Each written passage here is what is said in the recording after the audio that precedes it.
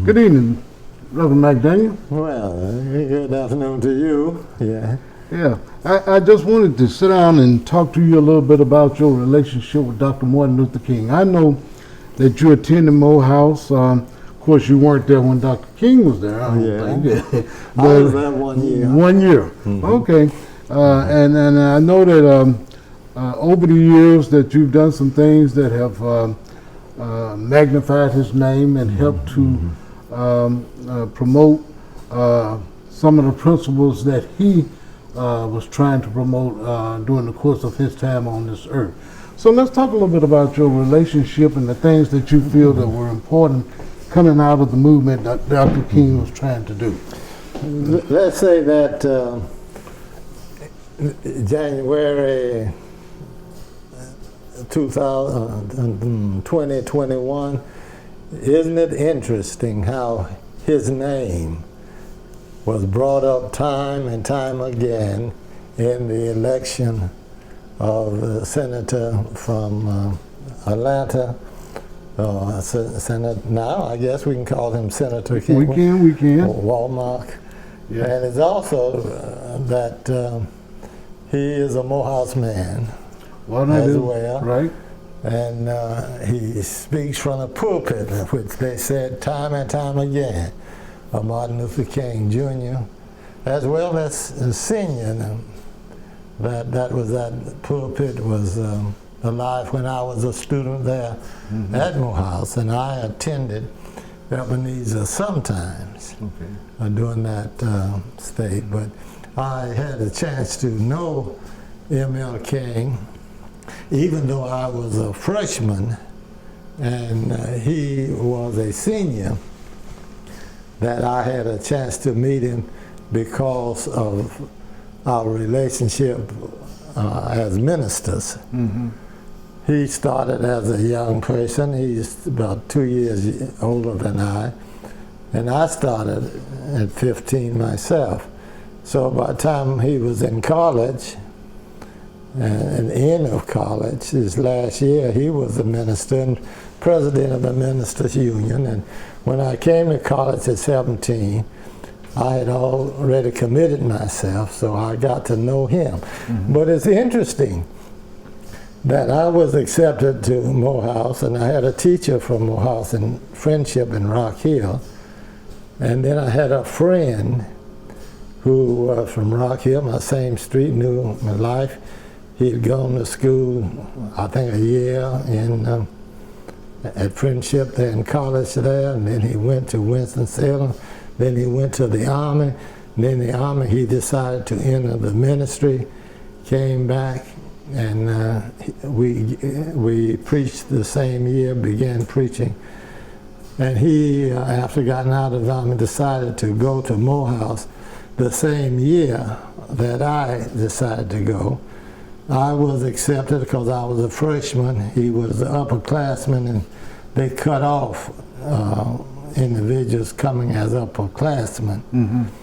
But my teacher from Friendship in Rock Hill knew what they called Daddy King.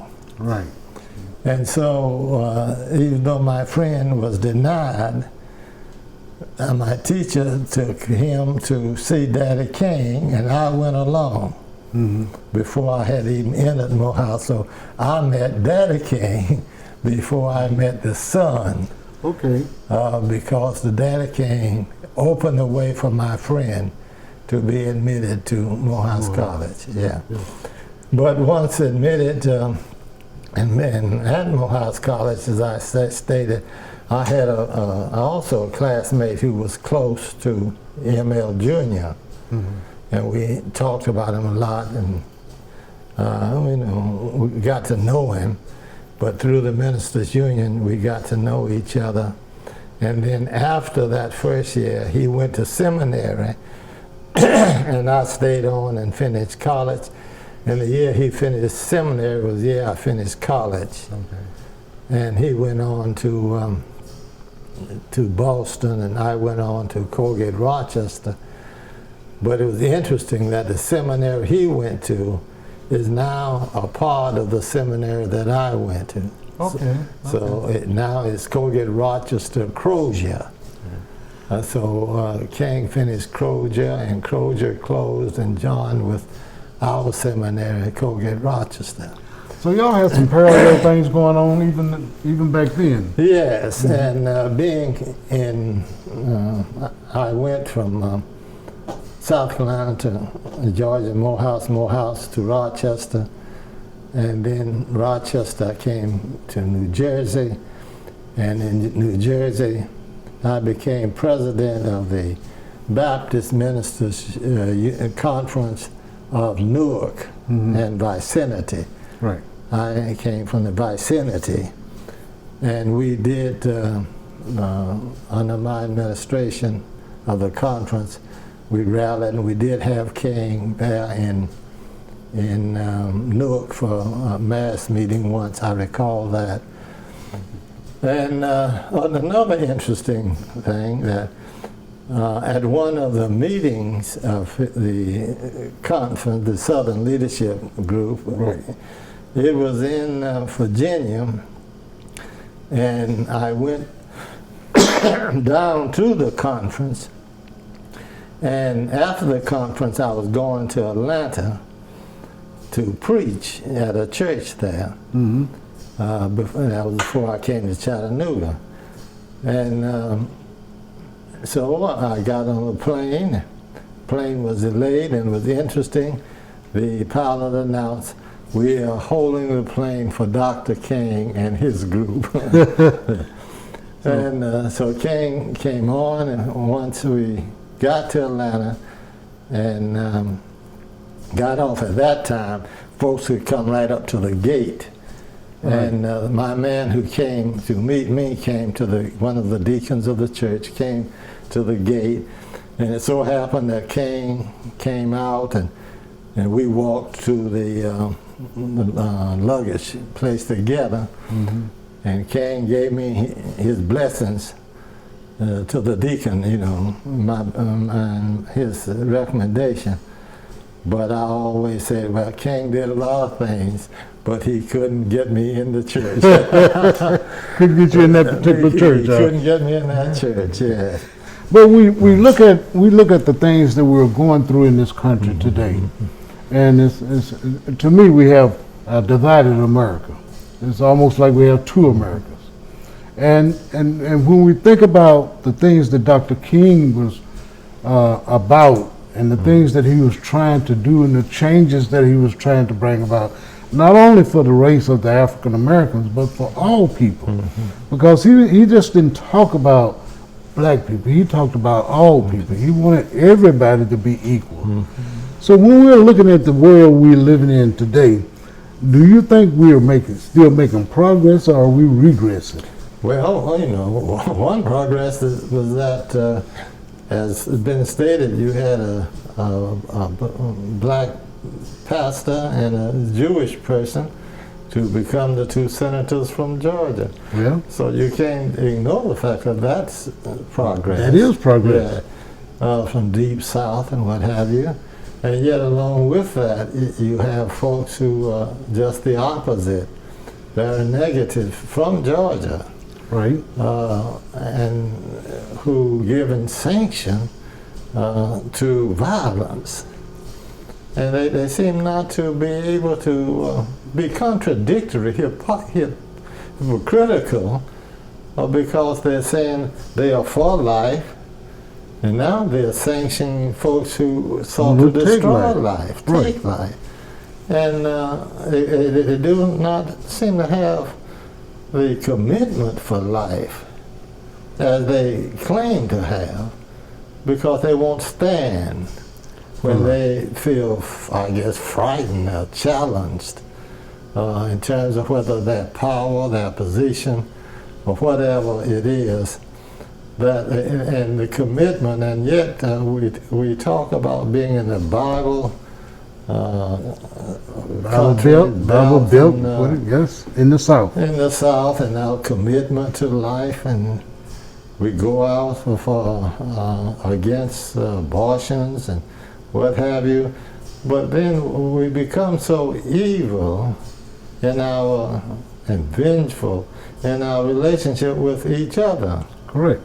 And some of us say we believe in the same God and the same Savior. And it seems so contradictory. Yeah. The Lord was always about peace and love. Yes. Yeah. And certainly, King, he was not the first one who advocated, but he stood out mostly because he was propelled to a top role, and he had the voice of the nation and of the world, the ear of the nation and the world, and he was able to proclaim it very clearly and effectively what God does require of us. So I think we still must hear his voice and hear his word, but others have also proclaimed it and claimed it, but we still have to go through it. We do. Yes. We do. And that's unfortunate, but that's just a part of life, I suppose. That's a part of life. Life does not move continuously from sinfulness to salvation, from whatever you call it, imprisonment or what, to emancipation. But our movement to a full realization of citizenship and personhood and of free society, we go up and down. Correct. Up and down. Yes. But we hope that we are moving, I know we're moving up further than we were when we started. And we have to have that hope. We have to have that hope. We have to continue holding on to that. Otherwise, we don't have anything. And I think we must remember that King was more of a preacher, a prophet, than a civil rights leader. He became a civil rights leader out of his commitment to Christ and to his message. And some of us see him just as a civil rights and agitator, some would call him at first, but he was a proclaimer of the word for his day and his time. And we too must take that stance as the people of God, you know. Right. And take risks if necessary. And it's interesting that you said that because, you know, when I look at the things that Dr. King did, you know, he would leave his family, leave home, and go all over the country to ensure that rights were being done, things were being done in the right way. I was privileged as a teenager in the 11th grade to be able, well, I was going to the 11th grade to be able to go to the March on Washington, not understanding fully what I was there for because I didn't really understand what the movement was about at that time. You know, over a period of time I've come to understand it, but at that time I didn't. But just being there and then being in the presence of all of those people, all those black people, white people too. In my presence too. Huh? Yes, well I didn't know you at the time, but we were there. Yeah. And that was important. But then in college, the sanitation workers strike. I was in Dallas and we came up, we drove up to Memphis in February just to be there to see and to participate in that march. Well, of course, the day we went up, I think they had something over at one of the temples that night, and we went over. But it was just, I think as a teenager, it was just amazing just to be a part of this. But you know, young people became involved. That was the movement at the time. It was young people, right. You know, both black and white. Right. And it's the same thing today. It's the movement today. Young people are now the focal point of whatever it is that's going on in this country. They will be the one that will drive. And that gives me hope. That gives all of us hope. Because especially when even the marches, I looked at maybe Chattanooga, almost saw more whites than blacks. Yes. Yeah. We didn't have that when I came along. When I came along, We had it somewhat. Yes. But not as much as I think now. Right. Something has happened that stirred the conscience of this nation. It made a difference. Maybe it reflected in that election, and that some folks can't stand it. But it's changing. It's changing, and we got to have faith and belief that God is still not dead. He's still moving through individuals and events. Correct. That God works, and He works according to His own will and purpose with those who are committed to Him. You know, there's a saying in the Bible that God works in mysterious ways, and truly He does. He does. And you know, before we get a little too far to the south there, let's talk a little bit about the challenges that we faced. After Martin Luther King died, there was a rush to name streets all over the country after him. Here in Chattanooga, we did the same thing with the most central black street in Chattanooga, which was 9th Street. But you know, it was interesting. I thought about it after you, I think you said something about it, is that when the idea came up first, there was so-called some good folks, you know, and they just didn't want to recognize King. Correct. So they said, we got folks here in Chattanooga, so let's recognize them, you know. Right. That was to placate us. And that's how C.B. Robinson's name got placed on that bridge. Instead of changing the name of the street, they did the bridge. But we couldn't be satisfied with that. And we got together. And that's one time we did unify ourselves and gave leadership to some of the ministers, Caldwell and Billingsley, and others in the community, John Forces, the NAACP, the Unity Group. And the Unity Group had decided on 3rd Street. NAACP wanted 9th Street, so we yielded to them and gave all our forces to the changing of the street, and that was a lot of a resistance. I remember Jack Lupton got involved in it, and his cousin was Tommy. And Tommy didn't want the name changed because he was building this building. Down on the corner of 9th and Chestnut. And yes, and Jack said, don't. I said, Tommy, you know, is opposed. And Jack said, don't worry about Tommy. You know how folks with money. Yeah, he could talk, and he tried to get us to change to another place, but we felt and agreed upon that MLK was a street, and we persisted until, and you got to give Jack Lupton credit.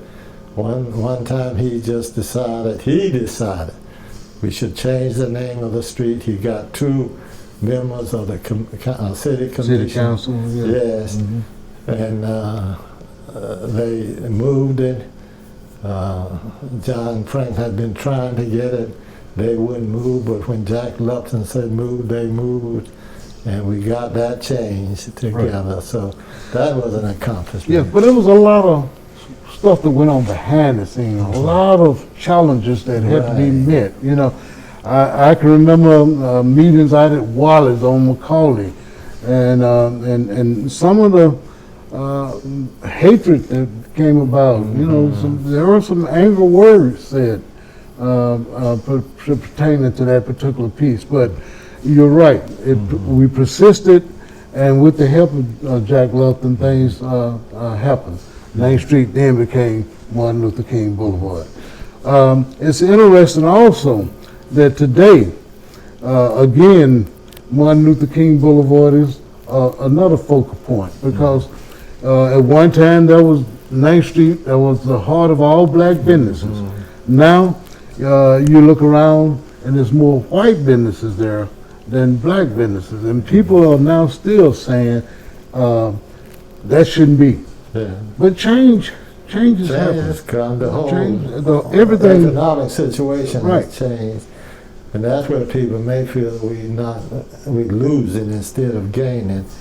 But we got to make the change with the time, and try to be involved in the movements, be involved in the struggles. Some people, we got to still make sacrifices. Correct.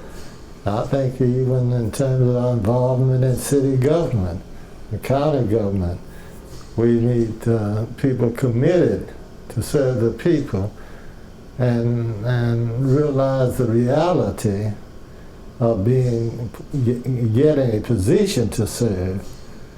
I think one of the things I look at the race for the mayor, Yeah, well, you know, that's just unfortunate that we have not come together to get one front to really share in that leadership. But we don't know how it's going to come out, so we just do the best we can in the situation and still keep talking about let us be united with all of those who share our common interests. correct. Don't be so narrow in our viewpoints.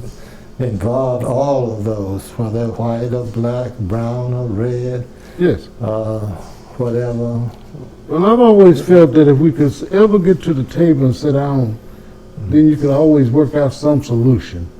You know, if like-minded people Yeah. sit down and start talking. I think so. You know, those are the kind of things that we have to do. Yeah. But in today's world, we have to be very vigilant. We have to continue to teach our kids. We have to tell them about our history. We have to talk about men such as yourself and the things that you accomplish, not by yourself, but with the help of the people. And that's what's important.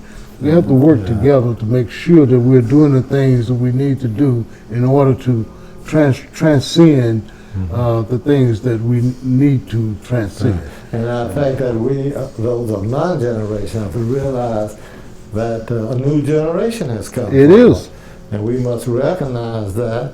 And they may not go about things the same way that we went by, but at least we ought to have the same goals and have the same spirit to move toward a state of justice and equality for all folks. Yeah. And I totally agree with you there. And it's very important that those of my generation and those coming behind me still learn from your generation.